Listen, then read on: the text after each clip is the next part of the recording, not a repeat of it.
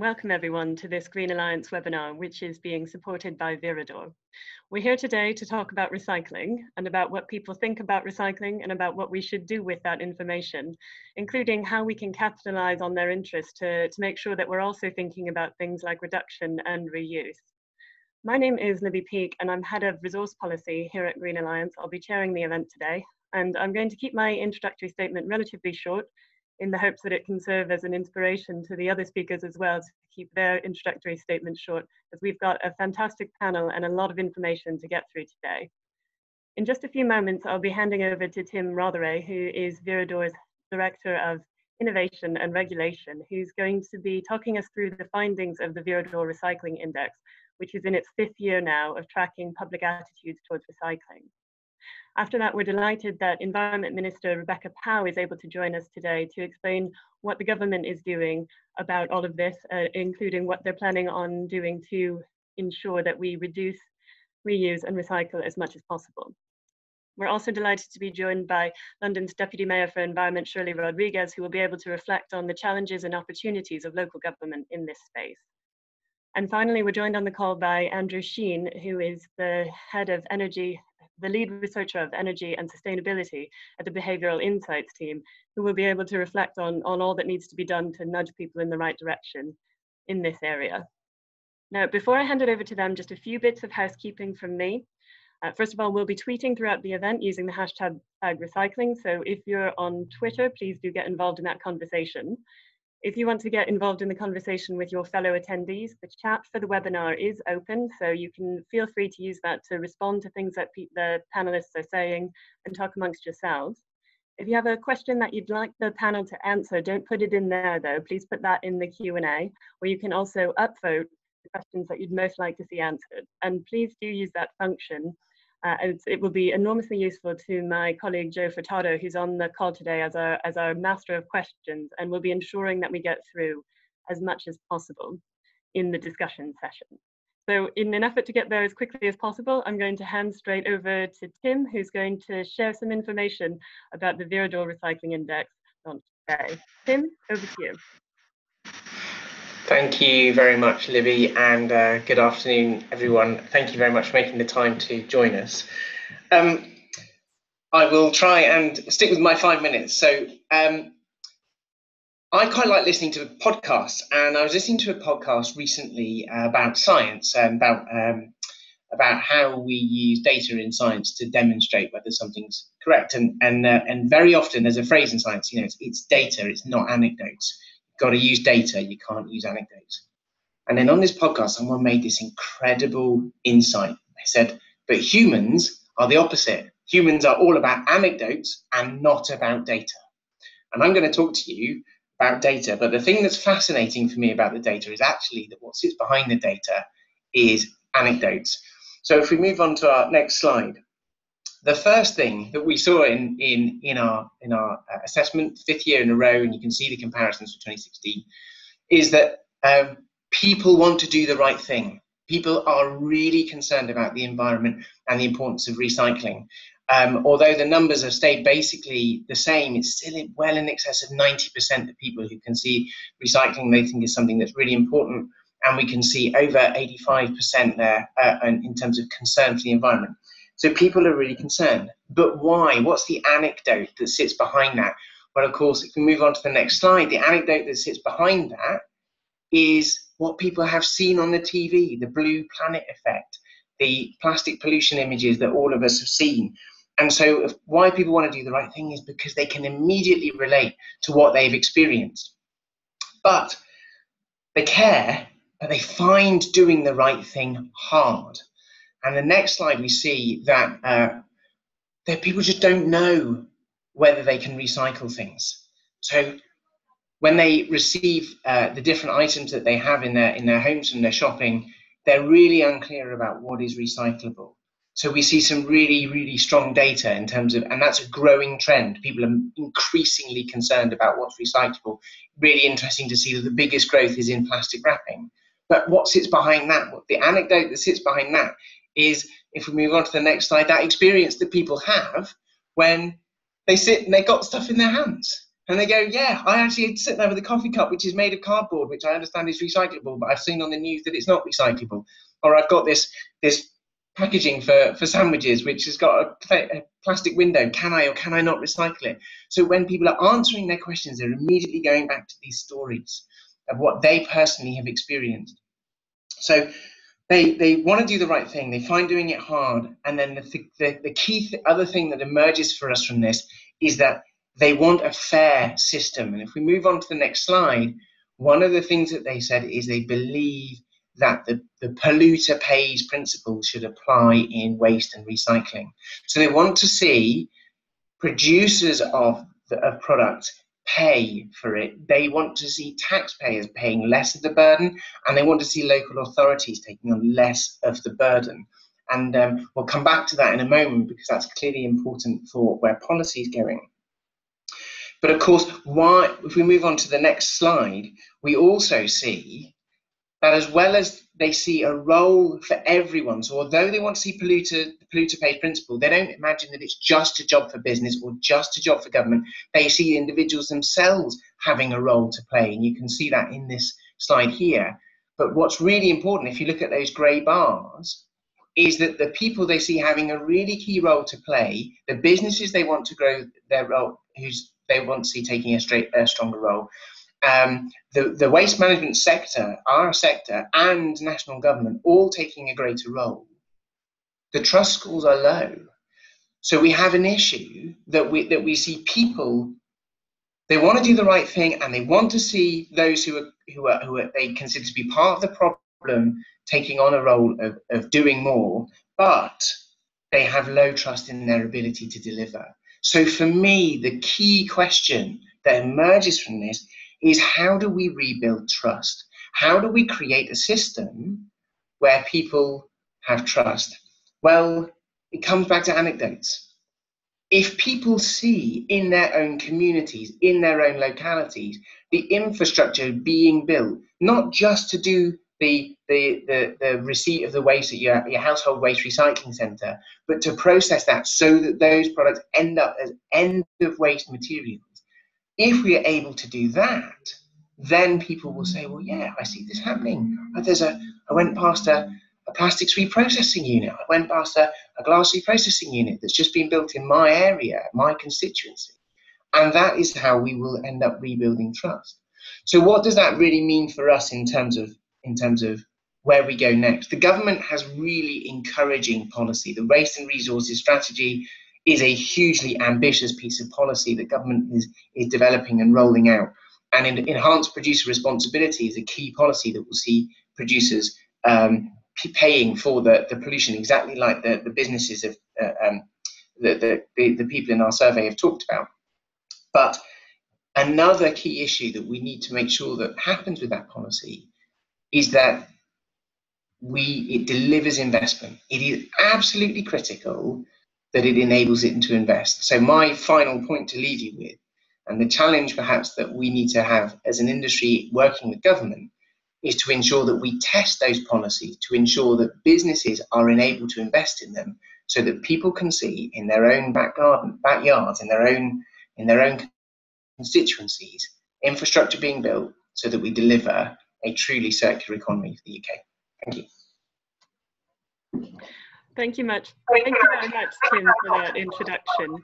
I'm going to hand over to Minister Pow now, as you've put some challenge and brought up government policy. And just to guide her opening statements, I'd say that one of the most striking things about the Viridor Recycling Index findings is the falling trust in government, which dropped from 14 to 8% over the 5 years. And so obviously we're aware that the government has announced and begun the process of implementing many recycling reforms, which, as Tim says, we're quite pleased about. But we'd be keen to hear how you think this will improve the public's trust in both government and the recycling system, and how best we can engage them not only in recycling, but also in those activities higher up the waste hierarchy in reduction and reuse.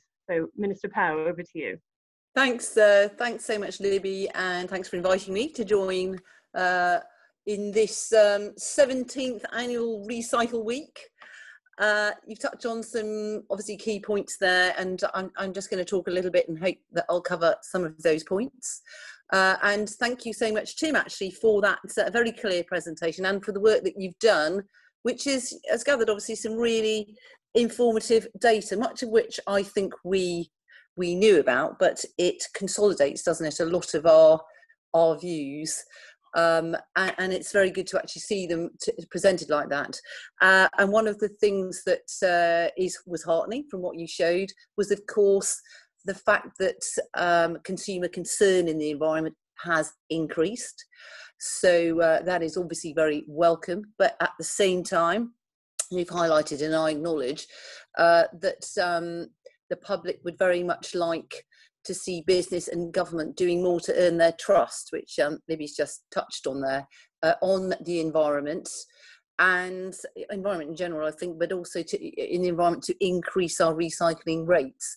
But I'm very confident that the waste reforms that we're introducing are very much going to address lots of these issues that have just been highlighted. And as Tim did point out, I think the waste and resources strategy is a very solid strategy with a lot in it that will deliver many of these, or the direction of travel that we absolutely need. And a lot of stakeholder engagement's already gone on. Many of you have been involved in that. You're involved, I think, Libby, aren't you, in our stakeholder group, the Resource and Waste Strategy group, you know, and all of the input is very welcome. We agree with the view in the index that people tend to be motivated to recycle if it's easy for them to do. I learned about that firsthand. Actually, I had a good example of it when I went on a visit earlier in the year to a Peabody housing estate to see how residents in flats recycle. And most of them just simply wanted to pop their recycling into the recycling bins on their way out to work or when they were going to the shop. So it just had to be literally on their doorstep and easy to do if they were going to do it. And if there is a much simpler system and all collections of waste are collecting a core set of materials, consumers will be less confused about what they put into their recycling bins.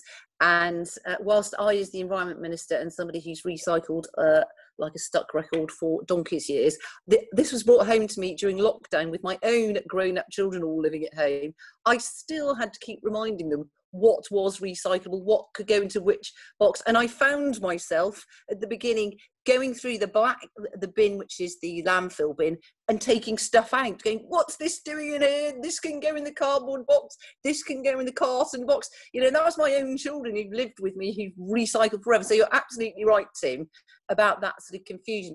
But what we're doing as a result, the quantity of materials collected for recycling will increase and confidence will build if we can get that consistency of collections going.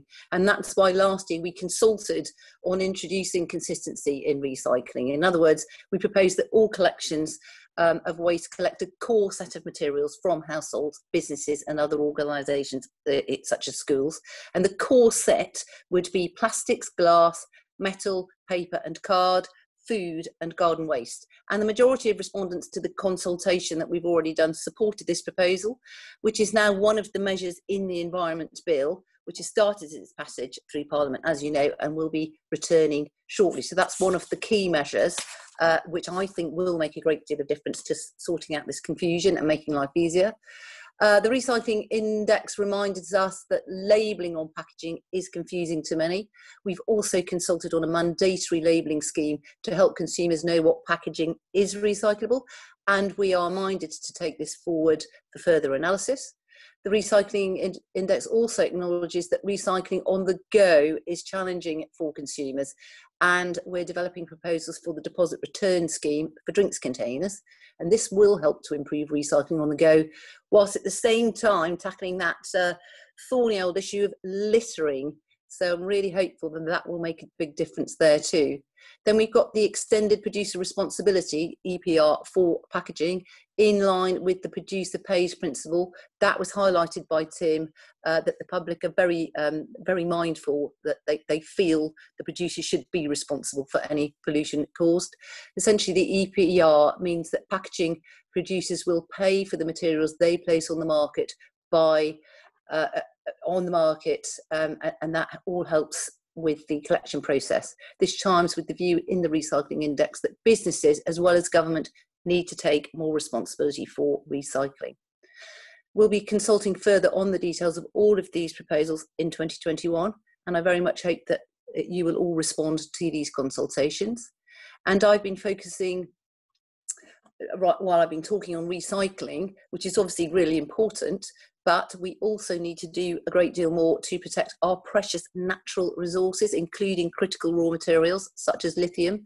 And we can do this by obviously creating less waste in line with the waste hierarchy. And if we're to meet the government's ambition of zero avoidable waste by 2050, we should all be following the mantra to reduce, reuse, and then recycle, which Libby touched on earlier. And we're absolutely committed in the resources and waste strategy to support waste prevention as well, waste prevention activities, including greater reuse, repair, remanufacture and refill. And we'll be developing policies in our new waste prevention programme, which we'll hope to consult on later in this year. And we've got 3 main aims for the programme, just to finish off. Firstly, to encourage better design, eco-design as it's called, to manage our waste using a mix of voluntary and regulatory measures. Secondly, to ensure that relevant facilities and services are in place to enable people and businesses to do the right thing. And last, but by no means least, that data is available to unlock the value of materials to industry, and that information is provided to enable informed consumer choice. Tim touched on data and anecdote, but very much in terms of making the best use of particularly our critical raw materials, that data is really important. It's also really important. I did a whole environmental audit select committee on this, on electricals last week, and that knowing what's in the product, how you can take it apart, how you can extract the bits that are valuable, how you can sell them on, where they go into the secondary markets. All of that chain is so important, and it's all this circular economy that I know many of you are involved in, and which we're trying to get towards. So finally, whilst it's clear that there is much to do to raise consumers' confidence in government, I am confident that we can overcome the challenges. There's never actually been a more exciting time to be working in resources and waste. That's a strange thing to say about waste, isn't it? But I genuinely think that there are huge opportunities, both economically and for the environment, that can be harnessed, can be and need to be, and government is putting in place the policies that will enable us to move over to that circular economy that we so much need. So I'll end there, Libby. Thank you very much, Minister Pow. And as someone who has worked in waste and recycling for well over a decade, actually, which is hard to believe, I can verify that it is a very exciting time to be working in this sector. And we're really pleased to see the ambition, to hear you talk about the ambition. I would caveat that we're anxious to see the changes being delivered on the ground, as well as on paper. And I'm sure that Shirley Rodrigues will echo that sentiment from a local authority perspective. One of the things that you touched on, and that Tim touched on as well, actually, was the idea of extended producer responsibility. And that's clearly going to be a big reform, and something that's potentially going to shake up how recycling and waste collections are funded for local authorities. But obviously, local government is going to remain key in delivering all this. And so I just want to ask Shirley to reflect on what she sees as the main barriers, and more importantly, the opportunities from the local government side to improve engagement and confidence in this system. Thanks, Libby. And thanks for giving me the opportunity to speak today. So I was really interested to see the insights that Tim talked about, and also the Minister, in terms of the response, the work that the government is doing about really doing more on waste, which we are really supportive of, and in fact would prefer and would want to go further.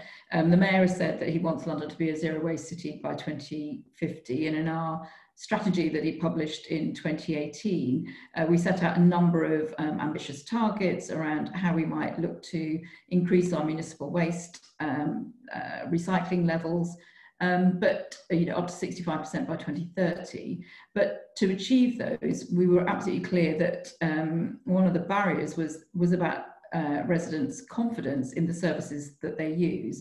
And just like Tim has highlighted, people are very engaged in recycling and want to do more, and in fact are very keen on waste reduction as well as recycling, and we've seen that in many of the polls that we've seen over the years. So the government's proposals to oblige producers to be responsible for the costs of managing packaging waste are a really major step forward. And it's really the foundation for consistency in recycling. Policies like the deposit return scheme and measures to phase out hard to recycle products are really welcome. And we'd love to see even more leadership and clearer and more consistent messaging being required, so that we can get on and deliver a better resource management and waste management. I think one of the things that I would say, and other local authorities too, is empowering, devolving powers to regions like London and local authorities so that we can move faster and deal with the various barriers that we have that are unique to our different places. The barriers that we face in London are different to rural areas or indeed to other cities, and they're the sorts of things that are holding us back. For example, we have a particular challenge in increasing recycling rates in London. The Mayor doesn't have responsibility for waste management services. That lies with the individual boroughs, 33 of them. And in London, we have around half of our population living in flats, and in some boroughs, this is as high as 80%. The Minister mentioned the Peabody project that was done in conjunction with the London Waste and Recycling Board in London, which is a combination of the Mayor of London and London's local authorities. And working with Peabody, we were testing to see what more could be done to improve recycling in curbside properties or flats. And things like the lack of access to bins or enough storage space were really highlighted. In London too, we have a problem around a very highly transient and diverse population with over 100 languages spoken. So these are all things that make recycling services, communicating what the services are and what you could recycle, really difficult. So the key to that is consistency, as we've heard today, and that's also supported by our own and the London Waste and Recycling Board's research. If we are consistent in our messaging and collection of recycling services, so the six main dry recycling materials and food waste, this will help people really do more. And this was the one policy that we had the most support from Londoners when they were presented with sort of options. And that's why the strategy sets out minimum standards for recycling that local authorities in London need to meet, 6 main dry recycling materials, plus a separate food waste collection where that is feasible. So curbside definitely, and moving to flats recycling at some point. And we've required all boroughs to produce a reduction in recycling plan to set out how they can go beyond these minimum standards and contribute to a London-wide target. And again, this was in recognition that setting a single target for the whole of London boroughs wasn't appropriate, because the Bexleys, which have more access to garden waste, is very different to a Tower Hamlets, which is very high rise and lots of flats. So what could they individually do? But the expectation was that they could, they should do and could do more. In terms of messaging, crucial to encouraging people to reduce, reuse and recycle.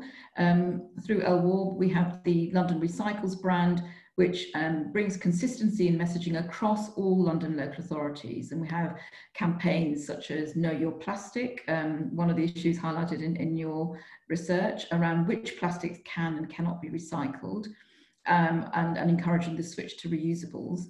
And we've seen that in a recent campaign, very many more Londoners have seen the campaign and are recycling more. And that's all based on research, which we then use to create valuable guidance for local authorities. And interestingly enough, the Minister mentioned littering. We convened a task force, a mask force, to really look at the growing issue of single-use PPE and how to encourage people to use reusable masks, dispose of, and if they use single-use masks, how to dispose of them responsibly rather than littering. So this meeting was convened last week with local authorities, stakeholders and other NGOs working in this area to look at how might we tackle this problem. And one of the key issues that came out about that was about messaging. So whilst things are moving in the right direction, there are lots of barriers to remain. I haven't really touched on the finance, but I'm sure that will come on in the discussion. But it's a welcome move that we are seeing producers being more responsible for funding or for paying for the recycling of packaging rather than leaving it to local authorities who've had to bear the brunt of that. And that would mean that the sort of hard-earned funds that they have could be directed onto other areas. Thank you very much. Thank you very much, Shirley. That was a great rundown of the challenges and opportunities that you face, particularly in London. And as someone who's lived in 3 different SW postcodes in London over the past 3 years and had 3 very different recycling services, I can vouch for the fact that there is a particular challenge here. At that point, I think I think I managed appropriately to understand the system, but obviously we've been talking a lot about confusion, and so to that end, I'd like to invite Andrew to come on now and reflect on the fact that people are clearly saying they want more information about recycling, more transparency about what happens to their waste, more clear instructions. From your perspective, from the behavioural side, what needs to be done in terms of not only giving people what they want, but getting them engaged in their behaviour so that they are fully using the recycling system to its potential, and more importantly, reducing and reusing, and is the different sort of messaging that we need for those different aspects? Thanks for the great question, Libby, and thanks for inviting me. I'm Andrew Schein, and as Libby said, I'm from BIT's sustainability team, the lead researcher there. A model of behavior change that we think is useful, especially in recycling, is what we call the BMAP model. And at a high level, it's the idea that behavior change is driven by motivation and ease. And if motivation for some sort of behavior is mild, then the behavior needs to be really easy for us to expect it to happen. And we think, and I think this is echoed by all 3 speakers already, that most people have a pretty mild motivation to recycle. They're not against it, but they're not researching whether their local authority accepts plastic type number 3 either. So we do need to make sure it's really simple and easy. But we know it's not right now. And in some ways it's unnecessarily and frustratingly difficult. It reminds me of a recent podcast by Planet Money, which I imagine actually the majority of this room has listened to or at least heard about, that was examining why plastic products have such confusing labels on them. And for those who haven't listened to the podcast, the upshot was that the confusion is partially intentional, where industry lobbies wanted people to feel less guilty about using plastic, even if it couldn't or wouldn't be recycled. And the labels that incorrectly implied recyclability helped. And I mean, that's more about the US situation, but in Europe and the UK, we have similar weirdly misleading labels. So we all, just to get specific for a second, we know about the interlocking arrows icon, sometimes called the green dot, and consumers think it means recyclable. It's pretty reasonable. But it doesn't at all. It just means that the company has financially contributed towards recycling in Europe. Just bizarrely confusing. And then the other famous icon is that triangular Mobius loop icon with 3 arrows pointing at each other. And again, you could be forgiven for thinking that that means that you can recycle something, but it actually just means the product is theoretically capable of being recycled. So, maybe the story is malice, maybe the story is simply poor design. Whatever the sort of underlying reason, we can agree that the system's suboptimal, just so clearly confusing. Behavioral scientists and fans of nudges sometimes call unhelpful frictions sludges. And there's a lot of sludge blocking recycling. And the confusing labels are just one example. I think something that Minister Pow and Shirley Rodrigues brought up is that we do need some systematic change in the UK to remove sludges. The manufacturers have it hard because they need to design standard packaging across the country. But at least right now, what is and isn't recycled depends on the local authority. And so standardizing rules across local authorities, as DEFRA is looking into, that's a great start. That said, let's think for a moment about what an amazing recycling system would look like. One example might be that the bottom of every recycled product is green. So there's no guessing required, no further research by the customer needed. It's simple, it's easy. And now think about how far away from that dream we are at the moment. So that's my main point. I think the best way to increase engagement, as Shirley Rodrigues said, is consistency. Just make things easier, make things simpler for consumers. That's the single best way to increase engagement. That said, I'll just end by noting that the other side of that BMAP equation is increasing motivation. And I do think simplification would actually help there too. One thing it would help fight the really, really pernicious myth that recycling is a con and that local authorities are simply throwing away everything into landfill anyway.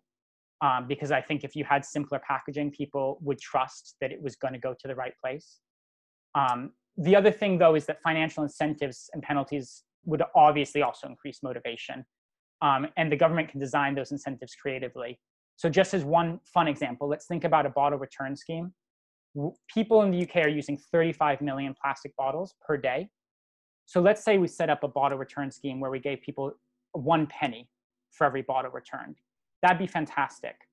But at BIT, we've been toying with ideas that could be sort of even more eye-catching and compelling. So one would be to make it a bottle return lottery. So 35 million bottles at a penny each. You'd actually have 3 to 4 people winning £100,000 every day. So 300,000 to 400,000 pound winners. That would be really eye-catching and exciting and get people's attention. Thanks very much, Andrew. That sounds like a really interesting idea.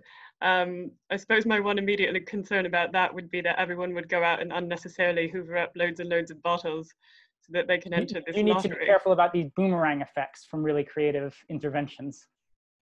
Exactly.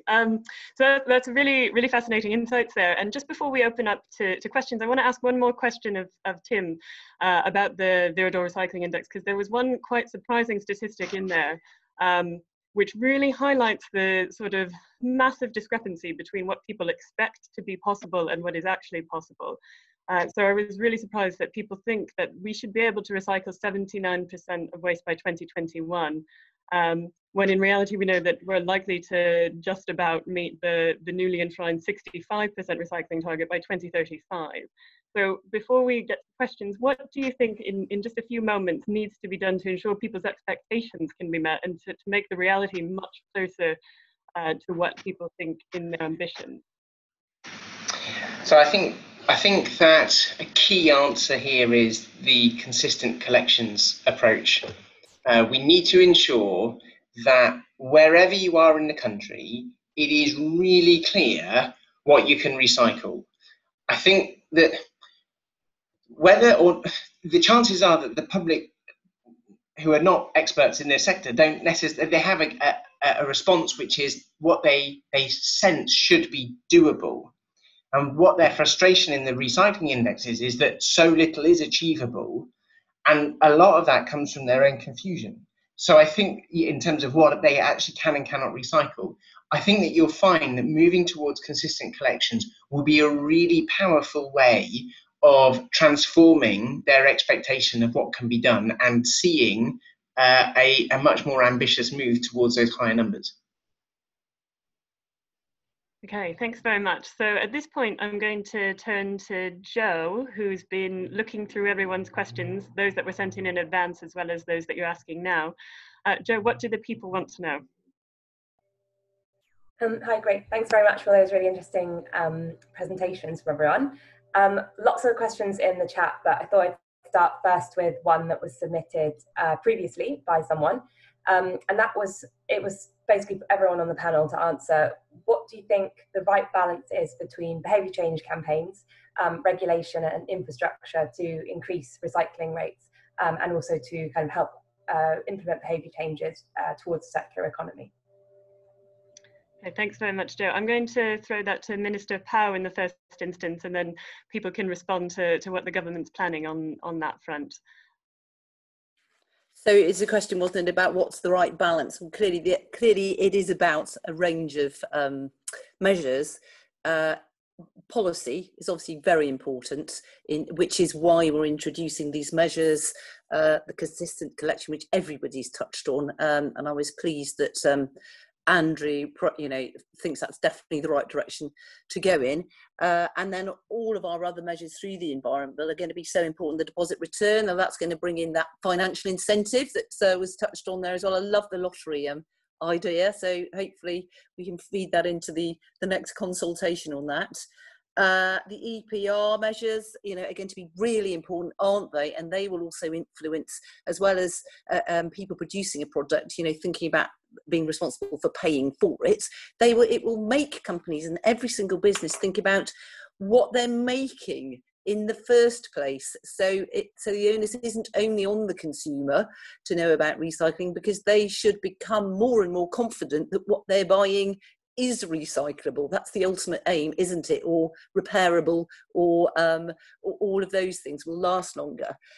But then you're absolutely right, Joe. Behavioural campaigns are really clearly incredibly important as well. So it's all part and parcel of the messaging. And we've already done some in the beginning with RAP, and now lots of the producer responsibility schemes, for example, the electricals ones, money from that goes into a scheme to tell people about how to recycle, for example, electricals. There's a lot of work going on that, and I think that's very important. And all of these like smiley faces on bins, put my milk bottle here, or there's some great ideas actually that lots of the companies have come up with already to increase people putting things into the right bin. So basically it's still a mixture of all of these things, but policy is clearly a really, really important driver in this. But I'm confident that we are going in the right direction with that, and that and that will make the big difference to the drive to the circular economy, which is what we need. Okay, thank you very much. I'm going to pass to Shirley now. Do you think that we've got the right combination, and what more needs to be done?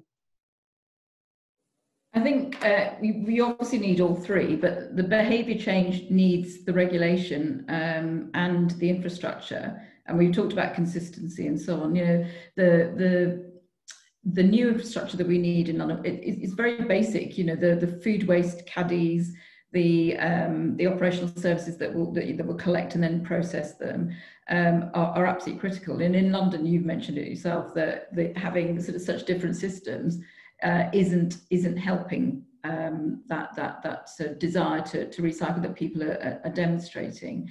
So I think the government, the minister's recent moves to look at separate food waste collections, we'd like to bring that in earlier, is helping local authorities think about the infrastructure they need. There is a question about how that is financed because of the pressure on local authorities' budgets, but then having a sort of consistent branding would be really helpful. I mean, I was up in Northumberland earlier this year, and the recycling bin was black and the residual bin was green, which was hugely confusing for somebody, where you would expect it to be the other way around. So some of the ideas that Andrew and others have talked about are really critical, and if that was possible for government, I think it could be to regulate on that. That would really help drive and support the behaviour change that people want to do that. Things like single-use plastics. The mayor in London has been doing a lot of work around promoting refill campaigns. We saw the number of refill points in stores in London shooting up from 200 to thousands. And this is obviously pre-COVID, putting in drinking water fountains and seeing people who definitely want to use reusable cups or drinking water bottles is really high. What we're really worried now is because of lockdown, because of COVID, that the ability to do that is being impeded. One of the things that people talk about is, sort of how local businesses manage the serving of coffee, how do you use drinking water fountains safely, how do you reopen them? Those are all things that we're looking at and would love government support in trying to encourage people to, that these can be done safely. You just have to, be careful about how you use, say, a water fountain.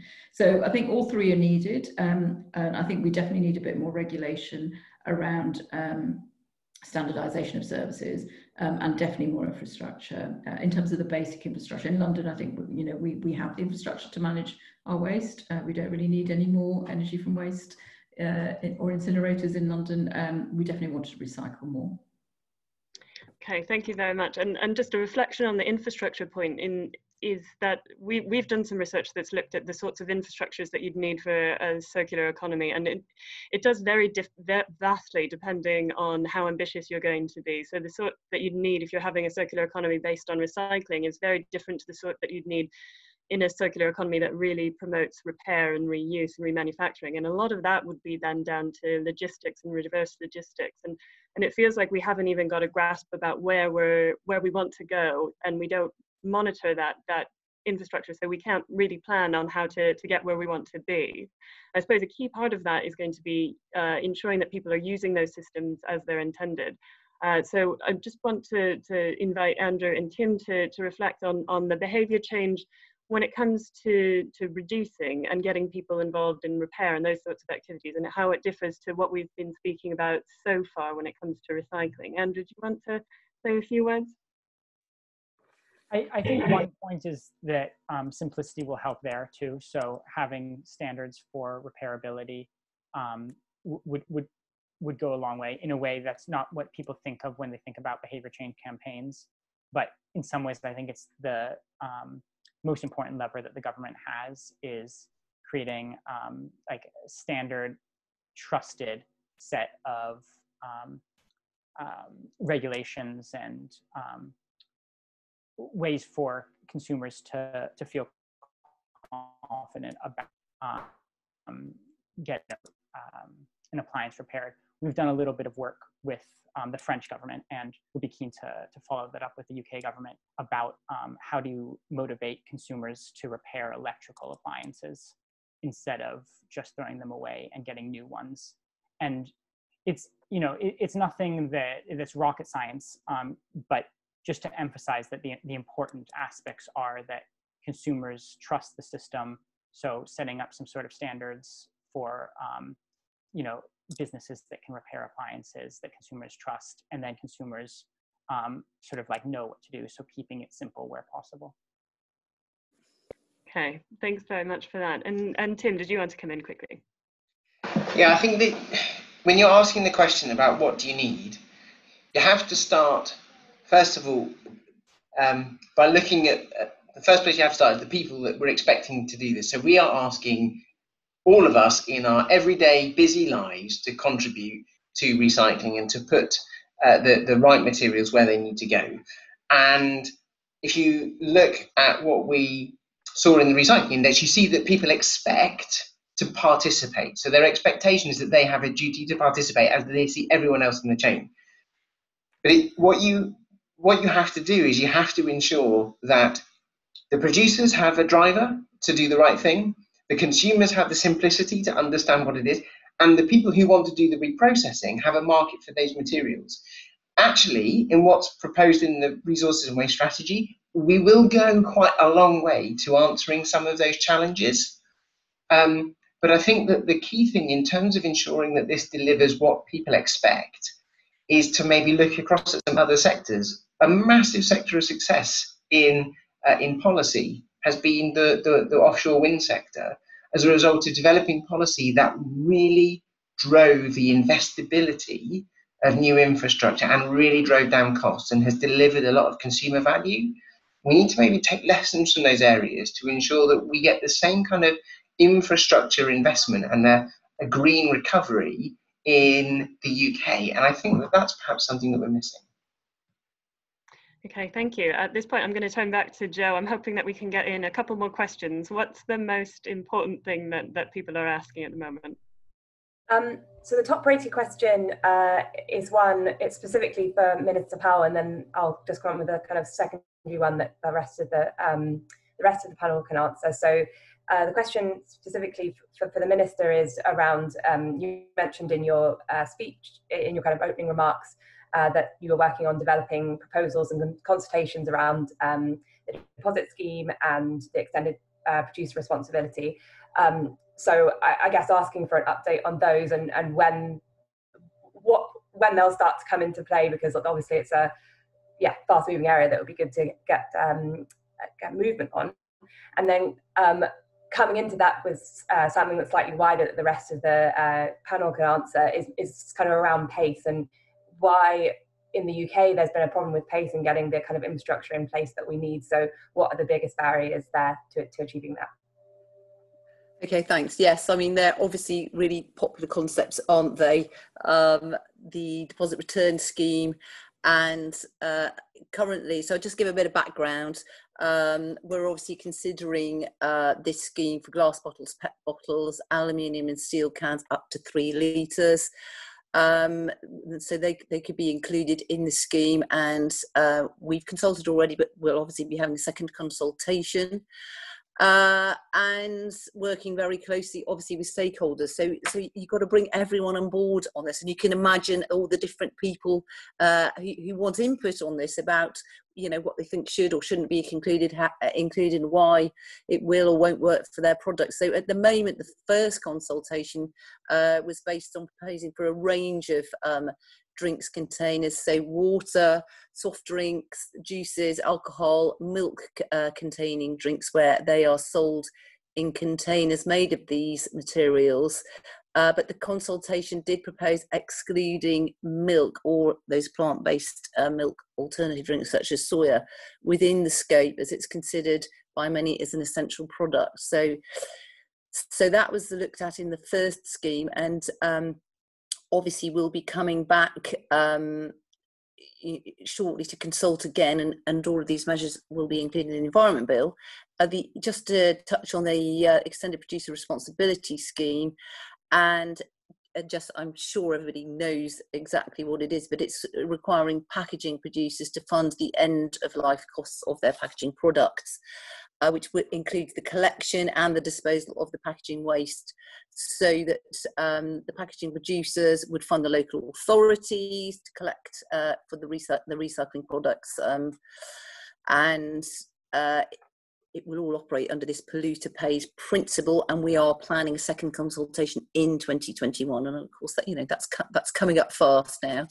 And then we were asked, you know, will you be including other waste streams, because obviously it's just focusing on packaging to start with. And in our waste and resources strategy, we have set out principles for a whole framework of reforming the whole of our existing system and developing new ones. And by the end of 2025, we'll have reviewed and consulting on measures such as EPR and proper standards, which has been referred to, I think, by both Andrew and Tim, for 5 new waste streams. So that will be textiles, bulky waste, construction waste, vehicle tyres, and fishing gear. But within the Environment Bill, it will set measures so that we could introduce EPR for a whole range of other areas as well. So this is just the whole direction of travel coming along then. So it's, I would say it's all on stream, and there's a great deal going on. Just on, it's not quite the same subject, but I did want to throw in relation to the last bit of conversation, we're also reviewing our regulations for the electronic and waste equipment, which again I think will be really informative in encouraging the recycling and reuse of all of those products, because far too many small electrical items in particular are thrown away because people just are not aware that they can be recycled. They can be recycled now, a great many of them, but people aren't aware. So that's one area where public behaviour and consultation and awareness is really, really important, I think. But we're working on that, and that also impacts, I did want to say, in that in that review, I think maybe it was Libby, you were saying just now, how can you get people to use things for longer or be aware of all of that? Well, of course, that's all about what the product actually is, whether it's been designed in a way that it will last longer. So we can look at all sorts of things in that review, like, you know, products having extended warranties, like having spare parts available. So often it's so frustrating, isn't it, that you can't get the parts, so you can't mend something even if you wanted to. So all of those things we'll consult on, and all of those things will then influence the actual design of products and what goes on the market in the first place, all of which will help consumers, I think. Absolutely, and we'd love to see that taken further. Just before I pass on to the panel, I feel it's my duty to press a bit on the Environment Bill, because you've mentioned it a few times and we're all obviously anxious to see it back in Parliament. Can you give us any assurances or updates? Yes, don't worry. I'm working on it every day. It will be back very, very shortly, because it's a very, very large bill, as you know, and there's a really chunky section on the resources and waste, you know, which is absolutely crucial to this like pack of cards of other things it's going to set off, and all of these consultations, as you're only too aware. But we're just waiting for a date, really. So it's, you know, it's all going to happen in the near future, as we like to say in government. But it's, you know, the work is all still going on behind the scenes. So, and all the work, you know, people feeding in about what these consultations will be, how they'll work, you know, what the questions to be, all of that is all still going on. So we'll be back soon. Okay, great. We look forward to that. Before we go to another question, does anyone have any strong opinions about pace and what needs to be done to make sure that we're doing things at the pace that is required? Shirley? Yeah, you know, really endorse that. But I think from our point of view, we have you know, a big opportunity, obviously, with the comprehensive spending review coming up, and we're working with local authorities in London to make sure that the ask. We talked a bit earlier about regulation, infrastructure, and behaviour change. You know, that can be met, and part of that is the funding around infrastructure and use of landfill tax receipts and getting sort of a sort of fair share back into London.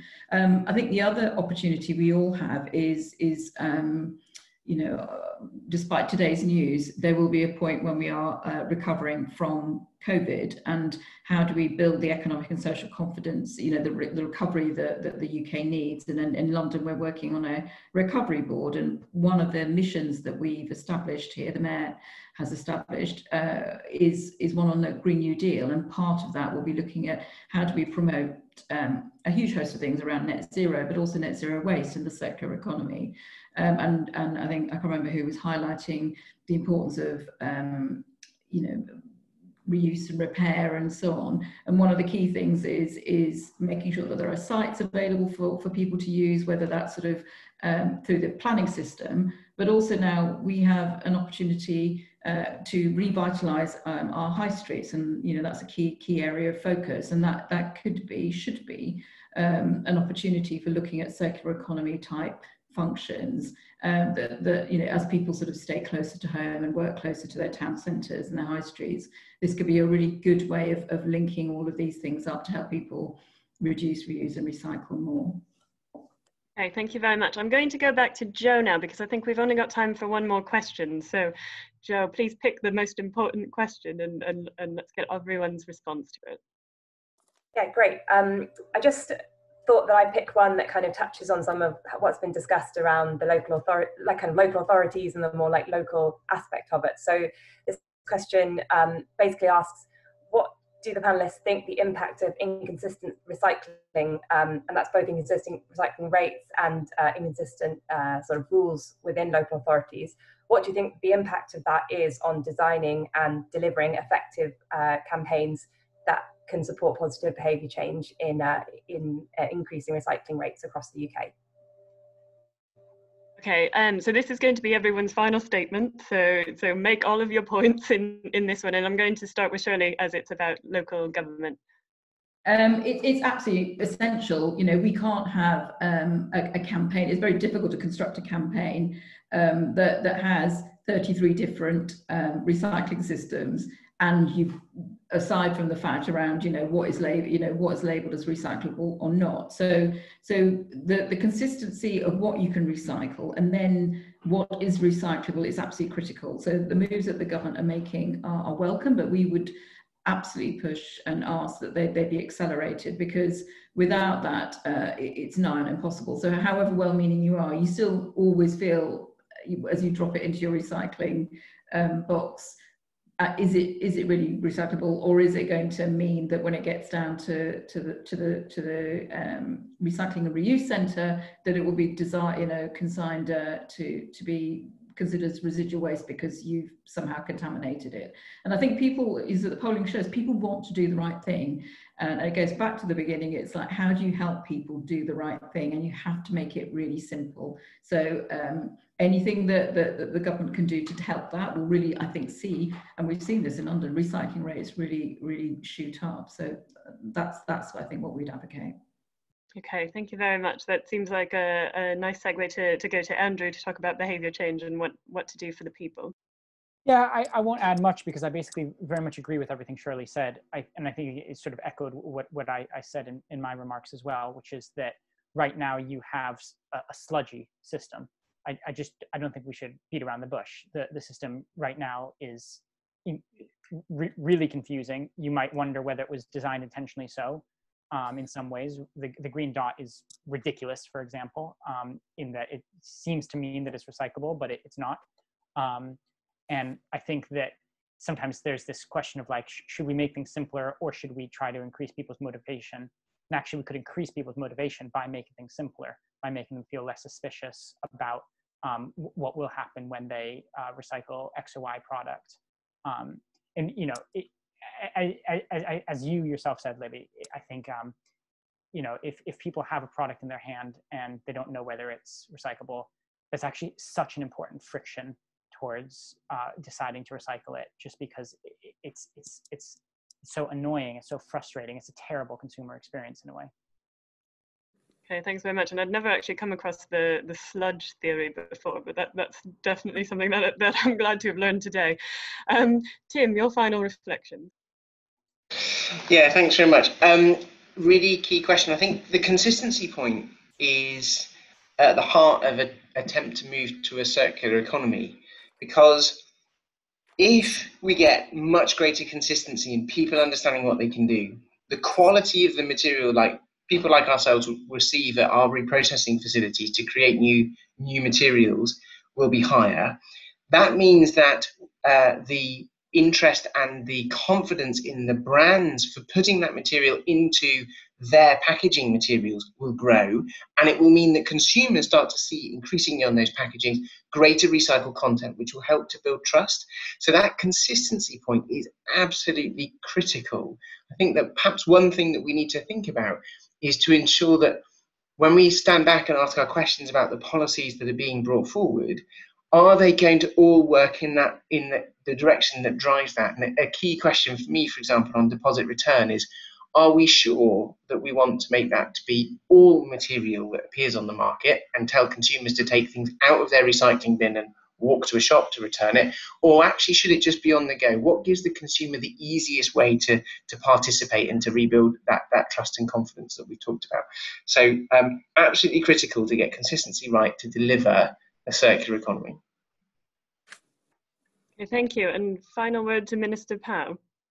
Thank you so much. I mean, everybody's reiterated. I think we're all sort of singing from the same hymn sheet here about the direction of travel in terms of why consistency collection's important.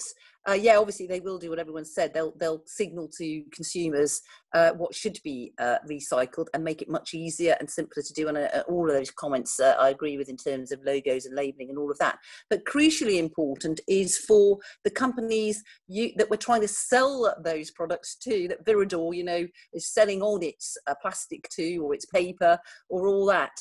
So many companies, and I've met with a lot of them, they need, for example, just choose plastic. They need the same type of plastic.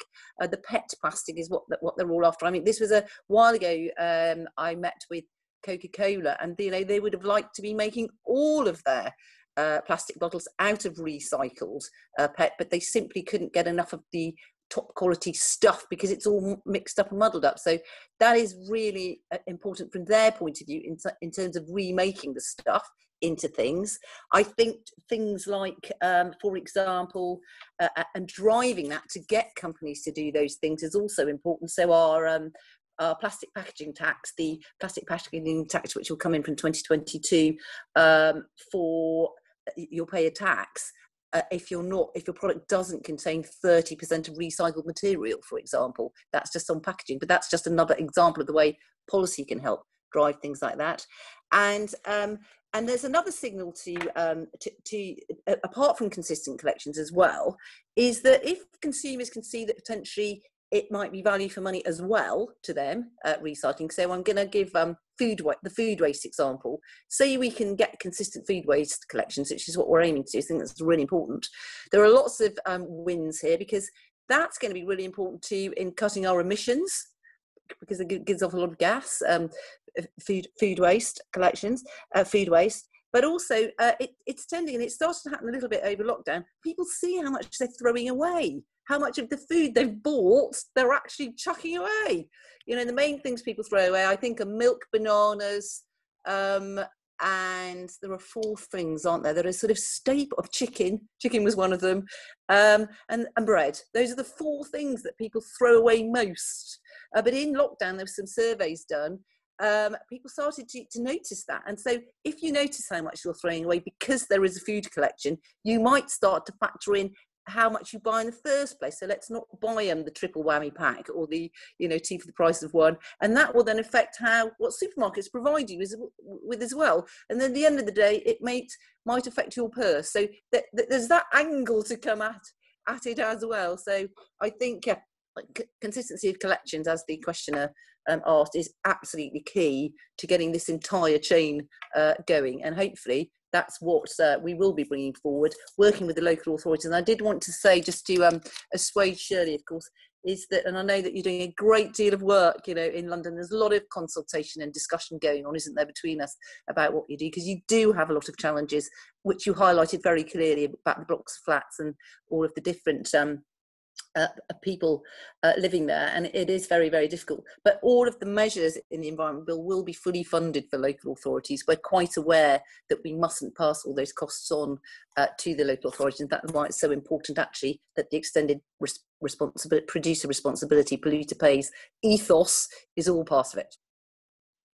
Okay, thank you very much. I have to say I've been heartened by the level of agreement from the panelists today about what needs to be done. So I think we all know what needs to be done, and now we just need to get on and do that, and we'll be supporting and pushing the government to do as much as possible. So it just remains for me to thank all of our speakers for their excellent contribution, to thank Viridor for supporting this event and congratulate them on their 5th annual Recycling Index, which is a great milestone, and to thank the audience members and to wish you all a very good day. Thank you very much.